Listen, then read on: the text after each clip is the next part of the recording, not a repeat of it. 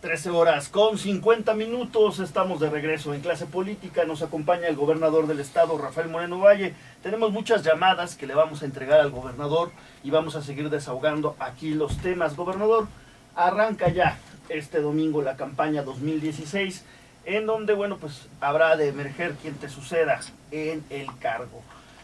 Esto, por supuesto, bueno, pues trae la pregunta.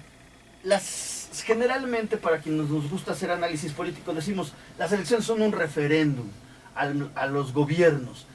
¿Tú la ves como un referéndum en esta elección, gobernador? Yo creo que no, me parece que ni el presidente Peña ni un servidor estamos en la boleta, que sería estar planteando que una elección en donde hay candidatos y candidatas que tienen sus propias propuestas, pues como si no tuvieran peso o relevancia. A mí me parece que al final hoy son los candidatos, más que los partidos incluso, los que pueden conectar o no con la ciudadanía. Creo que la gente estará preguntándose quiénes son, qué han hecho, dónde estudiaron, qué experiencia tienen, dónde han trabajado, cómo lo han hecho. Lo han hecho bien, lo han hecho mal, porque yo creo que ya la gente está cansada de promesas. Yo puedo con mucha satisfacción y con gusto ver a la gente a los ojos y decirles, a ver, los compromisos que yo hice como candidato los cumplí como gobernador. Y me parece que ahí están a la vista las obras y acciones que, por supuesto, soy el primero en reconocer que falta mucho por hacer. Claro, sería una mentira decir que en 5 años puedes revertir rezagos ancestrales, pero hemos avanzado en indicadores y no son palabras de una persona o evaluaciones de tu propio equipo, de tu grupo, sino evaluaciones externas donde te comparas en indicadores con otros estados, con otros países, a través de organismos internacionales, a través de organismos autónomos e independientes. Eso para mí es lo importante, que el INCO diga que el estado con mayor transparencia presupuestal del país de manera consistente es Puebla. Cuando estábamos en los últimos lugares al momento que llegué al gobierno, me parece importante que Coneval ponga de ejemplo a Puebla y la Secretaría de Desarrollo Social Federal ponga de ejemplo lo que hizo Puebla en términos de avanzar en los indicadores. En 4 de 7 indicadores que mide Coneval fuimos primer lugar nacional, y en los otros 3 avanzamos. A pesar de que el país retrocedió, Puebla avanzó. Pero yo no he hecho campanas al vuelo. Yo entiendo que partimos de una base muy baja. Oye, ¿avanzaste mucho? Pues sí, porque partimos de una base muy baja. Mi papá siempre me ha dicho que el mejor trabajo que puedes obtener es cuando tu antecesor fue muy malo, porque decía, con poquito que hagas, se nota. Ya se va a ver, ¿no? Entonces, creo que en ese sentido tuve mucha fortuna, pero más allá de eso, nosotros no tratamos de compararnos hacia abajo, tratamos de compararnos hacia arriba. Yo creo que los poblanos podemos estar a la altura de cualquiera, así lo hemos hecho en diferentes generaciones, en distintos momentos de la historia, desde la época prehispánica, desde la época colonial, en donde hay legados extraordinarios y que debemos inspirarnos en ellos para seguir construyendo. Pero te insisto, me parece que cada candidato o candidata tendrá que exponer qué es lo que ha hecho, qué resultados dio, porque te dicen, oye, te prometo que voy a hacer todo esto. Bueno, ¿y qué hiciste cuando ya fuiste? ¿Hiciste mucho? Ah, pues entonces puede ser creíble. No hiciste nada, pues entonces ¿por qué te voy a creer ahora que vas a hacer mucho si cuando ya fuiste no hiciste nada? Ese tipo de preguntas son las que yo asumo que los electores se van a hacer. Yo soy las que haría como ciudadano, y ya cada quien tendrá que estar presentando su trayectoria, sus propuestas. Yo creo que vienen tiempos muy difíciles para el país. Es lamentable para todos. A mí nada me gustaría más que poder pensar otra cosa o esperar otra cosa, pero hay que ser realistas, y creo que los retos hay que asumirlos, hay que enfrentarlos, y hay temas en donde no podemos culpar al gobierno y de hacer un señalamiento, es que falló aquí el gobierno federal, o falló el gobierno municipal, o el estado, o la sociedad. Por ejemplo, el precio del petróleo.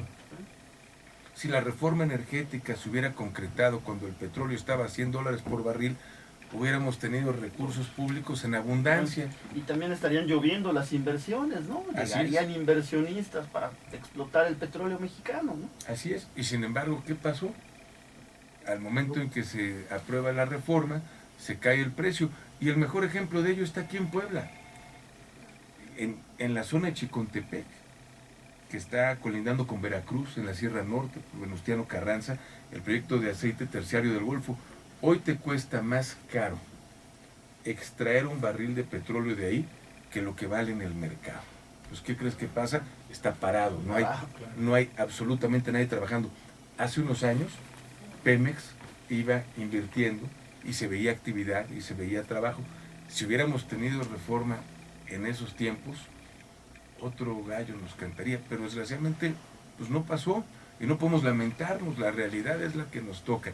¿Qué estoy haciendo? Buscando otras fuentes de ingreso para la Sierra Norte. Estamos impulsando mucho al campo, la reconversión productiva para que la gente no cultive lo mismo que cultivaba su abuelo y su bisabuelo, sino que tengan las opciones. Hicimos un estudio de todas las parcelas del estado, viendo por clima, por tipo de suelo, cuáles serían los productos que se pueden dar en cada lugar, y les damos la alternativa y hacemos el cruce entre el producto y la demanda que tiene, el precio que tiene en el mercado, para tratar de orientar a la gente hacia aquellos productos que les van a dar mayor rentabilidad, que van a darles mayores ingresos a los productores, y luego los hemos metido en el esquema de convenios de agricultura por contrato.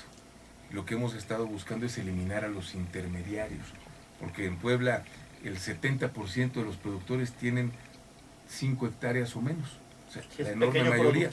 Entonces no tienen la posibilidad ni la fuerza de negociación con las grandes empresas. Por lo tanto, nosotros hemos venido apoyándolos primero para orientar hacia otros productos su esfuerzo, y después para que puedan venderlos a un precio justo sin pasar por un intermediario.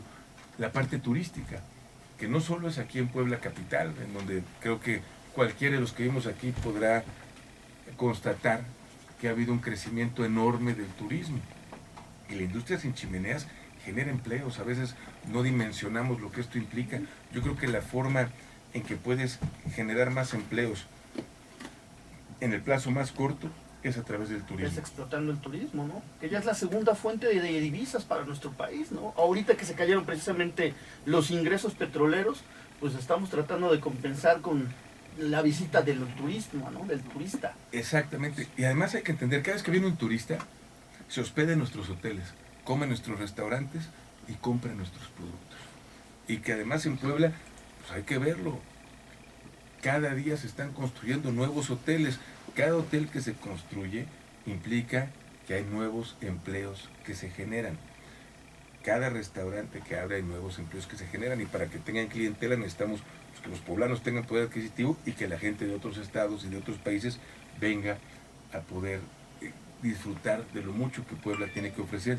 Y creo que lo hemos venido logrando en términos del crecimiento turístico, y lo estamos impulsando en todo el estado. Por ejemplo, te decía, en la Sierra Norte, en esta zona pues que hoy se ha visto tan afectada, tenemos Huauchinango, tenemos Jicotepec y tenemos Pahuatlán, que ya son pueblos mágicos, justamente en esa zona, en esa región cercana a donde estaba la posibilidad de la explotación petrolera.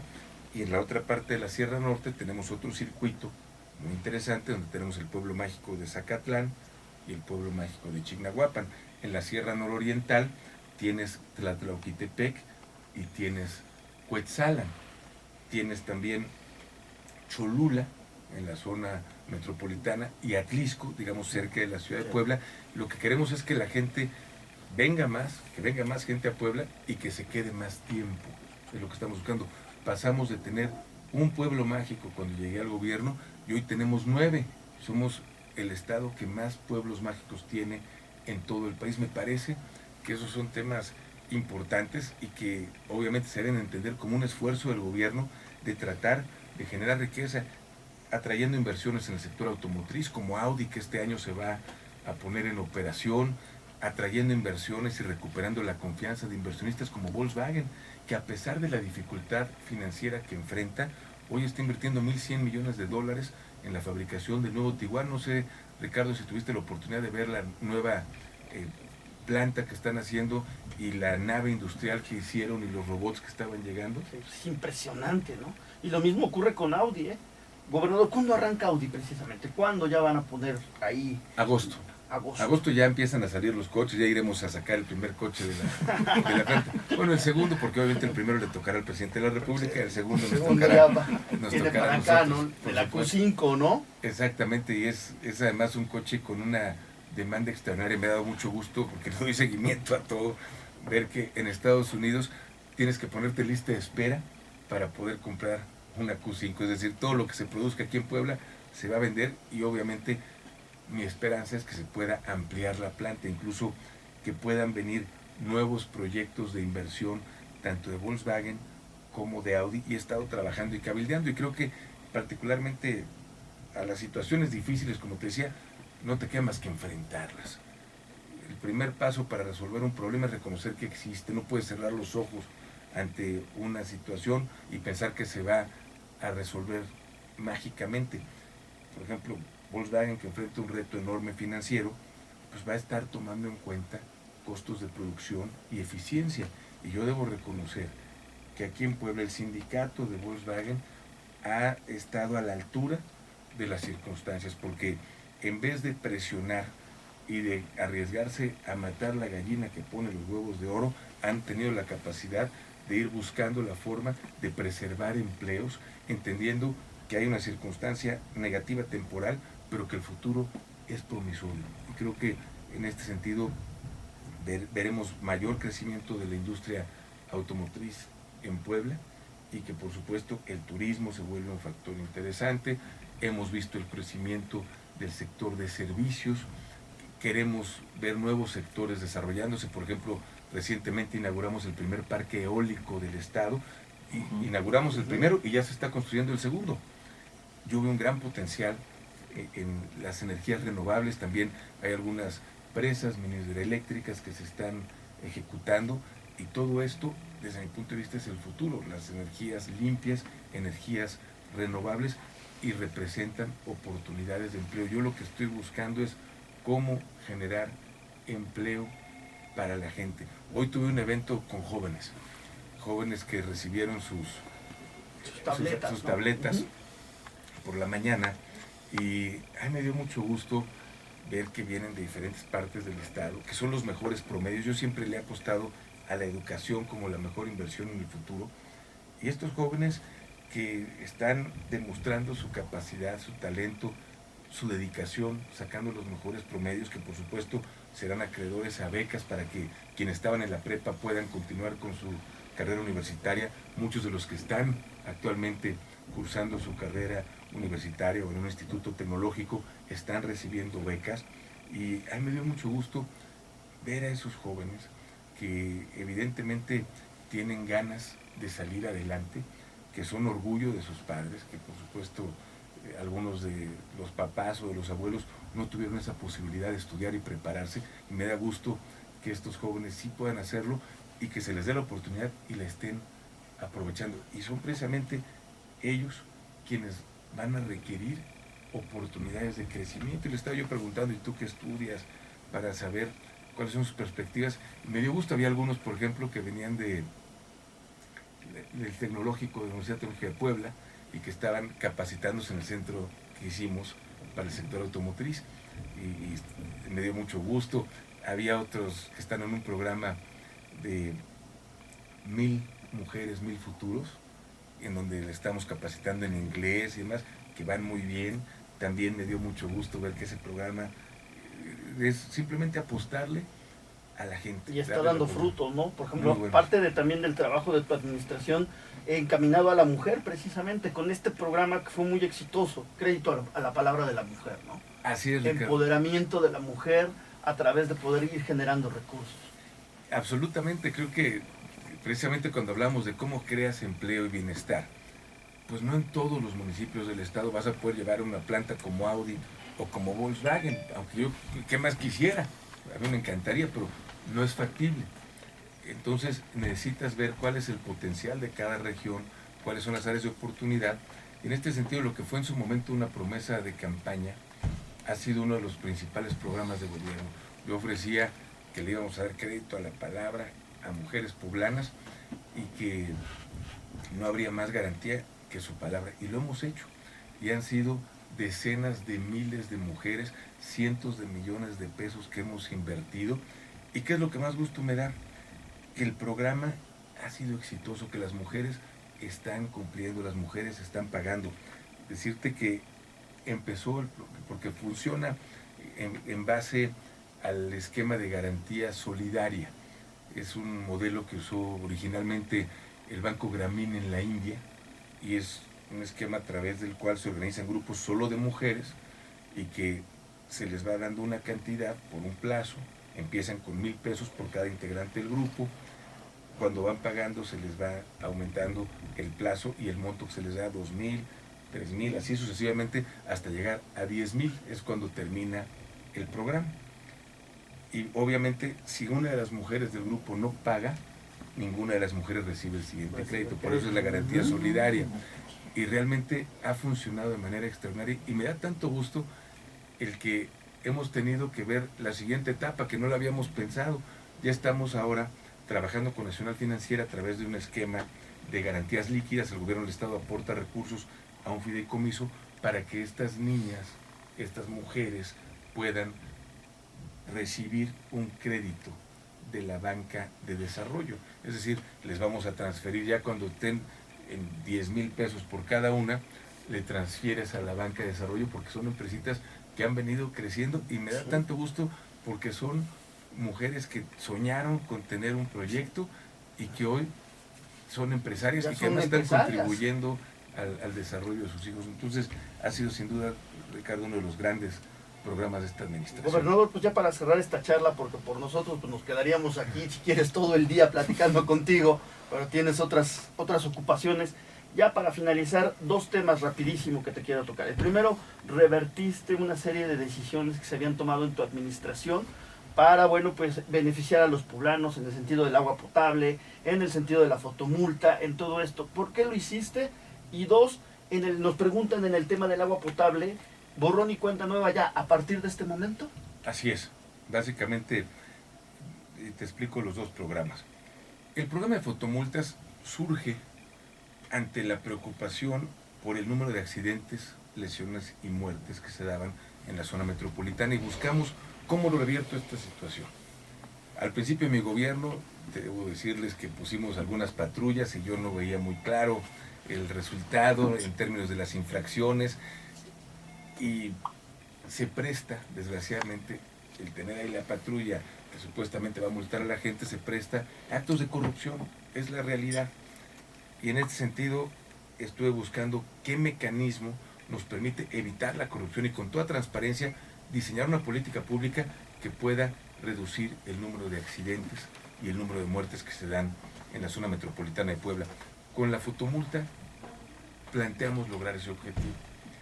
Evidentemente el diseño original del programa era inhibir la conducta, era tener cantidades muy onerosas y no fue un error ni una falla, fue a propósito para que la gente dijera no voy a pasarme velocidad. Incluso el esquema planteaba que dependiendo del número de kilómetros por el que había rebasado el límite de velocidad era el costo, entre más rápido, para que alguien que fuera a 200 kilómetros por hora, 220 kilómetros por hora, además sí lo sabía, y muchos, pero que evidentemente estaban poniendo en riesgo su vida, pero también la de terceros. Entonces era muy dura con gente que hubiera rebasado por mucho el límite de velocidad. Logramos los objetivos planteados, se redujeron 91% el número de accidentes, y esto es comparando los 2 años previos a la fotomulta con 2 años y medio de fotomulta, es decir, todavía el porcentaje real si compararas periodos similares sería mayor, pero es 91% accidentes, 94% se redujeron las lesiones, 62% se redujo el número de fallecimientos. Y esto, por supuesto, una vez que se logra, planteamos este no es un programa recaudatorio. Ya generamos conciencia, empezamos a ver también que se estaba reduciendo el número de infracciones, es decir, la gente ya había entendido que no podía conducir exceso de velocidad. Cambié el programa desde el 1 de enero de este año, cambiamos la ley, cambiamos la norma, básicamente para que la primera fotomulta sea gratis, que solamente te llegue a ver, Ricardo, tal día, a tal hora pasaste a esta velocidad, está la foto, no lo vuelvas a hacer. Y después se redujeron de manera muy significativa, las fotomultas solamente empieza a incrementar a niveles como los anteriores cuando hay mucha reincidencia. Ya quien tiene 6, 7, 8 veces, ya no quiere decir quiere decir que no hay conciencia. Cambiamos el modelo para este año. Sin embargo, había mucha gente que por la situación económica del país, pues no había tenido la posibilidad de pagar las fotomultas. Si no pagabas la fotomulta, no podías pagar el control vehicular. Y si no pagas el control vehicular, no quedas exento de tenencia. Se volvió un círculo vicioso. Decidimos entonces aplicar el nuevo modelo de cobro de fotomultas a las fotomultas que estaban sin pagarse todavía, darles ese beneficio. Normalmente la ley no puede ser retroactiva si va en perjuicio de una persona, pero sí en caso de que lo beneficie, como era este. ¿Qué implicaba? Por ejemplo, si tenías una sola fotomulta porque ibas a 220 y te ven con un dineral, pero era porque estaba por nacer tu hijo, porque tenías una persona que estaba infartando, pero fue la única vez que lo has hecho, pues con el nuevo modelo no te cuesta. Entonces si nada más fue una, tú dices, sabes que ya no debes nada. O dependiendo si fueron 2, 3 y la velocidad y los montos, hicimos corridas y lo mínimo que te vas a ahorrar es 38%, lo mínimo, en términos de la aplicación del nuevo modelo con el anterior. Sin embargo, a mí me parece que no puedes tú lanzar programas de apoyo a la gente que no ha pagado, por muy necesarios que sean en términos de la circunstancia económica, si no premias a los cumplidos, porque si no generas la cultura del no pago. Entonces decidimos que a todos los que habían pagado sus fotomultas de cualquier año, a los 10 días de haber sido notificados, y estamos hablando de 32,000 contribuyentes, se les iba a regresar el 25% de lo que hubieran pagado. Si tuviste una multa de 1,000 pesos y la pagaste en los 10 días posteriores a haber sido notificado, te dan 250 y así sucesivamente. Entonces, así empezamos el programa. De hecho, me dio gusto ver gente que nos hizo favor de acompañarnos y que me comentaba que pensaban que lo estaban vacilando. Cuando me hablaron, me dijeron, oiga, usted tuvo una fotomulta del 2014, fue de tanto, venga usted mañana al Centro Integral de Servicios y el gobernador le va a entregar un cheque por 150. Pues, me están vacilando, que no es vacil, es en serio y es por ser contribuyente cumplido. Funcionó muy bien, aunque había un grupo de personas que dije, bueno, esto sería injusto. Gente que pagó sus fotomultas del 1 de enero hasta hace unas semanas y que se les aplicó el modelo anterior. Entonces parecería que ellos hubieran pagado más que el que no había pagado y pague ahora. Por lo tanto, tomamos la decisión de que a esos 11,000, porque fueron 11,000 contribuyentes, se les dio ya por pagado el control vehicular 2017, se les entregó el certificado. Entonces, esa fue la razón, pero lo más importante es destacar, estamos premiando a los contribuyentes cumplidos y estamos apoyando a los que por alguna razón no han podido ponerse al corriente de sus adeudos. Y en el tema del agua, decirte que el SUAPAP, cuando llegué al gobierno, tenía una deuda de 3,667 millones de pesos. No toda era bancaria, una parte era bancaria y otra era deuda con el gobierno del Estado y deuda fiscal, no habían pagado impuestos. Entonces, tenía un déficit operativo de 22 millones de pesos al mes. Es decir, cada mes sus gastos eran 22 millones de pesos por arriba de sus ingresos.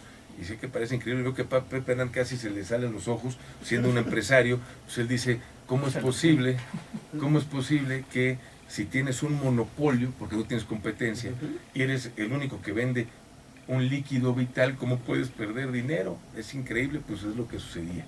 Y me han dicho, oye, que si era una caja chica, yo digo, no, yo creo que era una caja grande.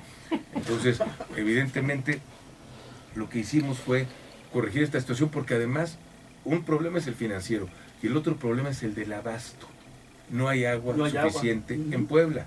¿Esto qué implica? Que en los próximos 5 años tienes que invertir por lo menos 3,000 millones de pesos.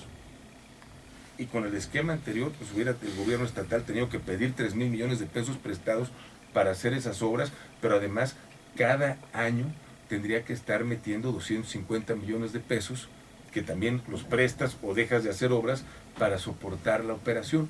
Nos acercamos al sector privado, buscamos expertos que supieran manejar el agua, se hizo una licitación pública internacional, se da una concesión con la cual se redujo la deuda del SUAPAP de manera muy importante. Además, el concesionario se compromete a la inversión de los 3,000 millones de pesos en el corto plazo y a un monto adicional en el mediano plazo. Y finalmente, también se garantiza el que puedas tener solvencia en el sistema. Antes esto representaba, y si tú ves lo que decían las calificadoras Fitch Ratings, Moody's de Puebla, uno de los focos rojos era pensiones, hasta que hicimos la reforma de pensiones, y el otro era el SUAPAP. Con esto reconocieron, ¿no? Pues mejora la calidad crediticia de Puebla y se disminuyen los riesgos estructurales. Sin embargo, ¿cuál es el problema que hoy enfrentamos? Por un lado, que había gente con adeudos históricos que a veces dice, oye, yo no debo tanto, ¿por qué debo? Y no se justificaban y no pagaban, y luego les cortaban el agua y no pagaban y no podían pagar. O que de pronto si te dicen, oye, debes 5,000 pesos, decías, no, pues ¿cómo voy a pagar tanto? No tengo. Un problema. Entonces lo que se acordó fue borrón y cuenta nueva. Lo que haya debido de antes no lo pago, para que la gente pueda ponerse al corriente. Pero igualmente, ¿cómo vas a darle un trato preferencial a quienes no han pagado por la razón que sea, cuando vas a desincentivar a los cumplidos? Entonces, lo que acordamos con la concesionaria, tuvimos una negociación muy dura, porque evidentemente nosotros queremos resolver el problema financiero, pero queremos también resolver el problema de servicio y queremos apoyar a la gente. Entonces, afortunadamente aceptaron regresarle el 10% a todas las personas que están al corriente en los últimos 12 meses de su agua. Hay algunos incluso que habían hecho ya su pago anticipado para todo el año, pagaron de manera anticipada, hasta eso se les regresa el 10%. Y a los que están al corriente, pero van pagando bimestralmente, ¿verdad?, a ellos también se les da el 10%, y a los demás que tenían adeudos se les eliminan para que puedan poner